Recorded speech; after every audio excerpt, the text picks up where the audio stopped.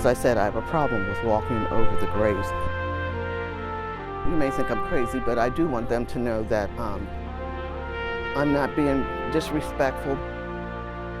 Tucked into the heart of Gettysburg, these graves are a reminder of service, of sacrifice, and of bravery.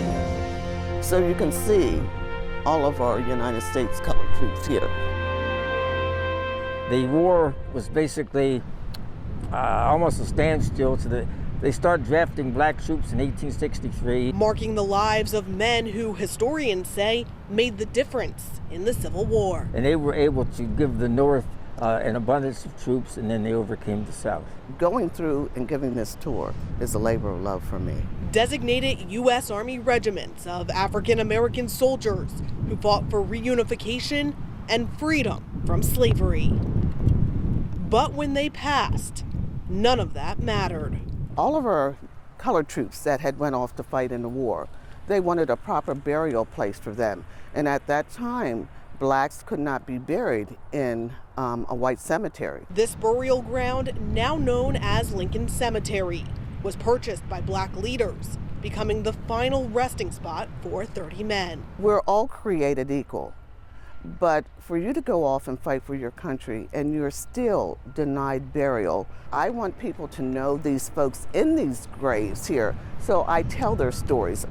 These stories span the lengths of South Central Pennsylvania, from Lincoln Cemetery in Gettysburg to Lincoln Cemetery here in Pembroke near Harrisburg. It's right here in our backyard. A lot of people don't know this cemetery exists. 100 more U.S. colored troops resting off the beaten path, where Civil War roots run just as deep. This is about 44 acres, I understand. Well, you know, Harrisburg is very close to Gettysburg.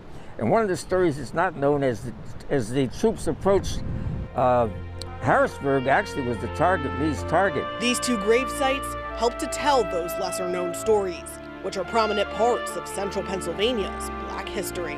This is the last and the only concrete evidence that we have that there was actually a black community. So this cemetery is very, very important to the black history of this town. And these folks strive to keep these soldiers' stories alive, something they call a privilege and an honor.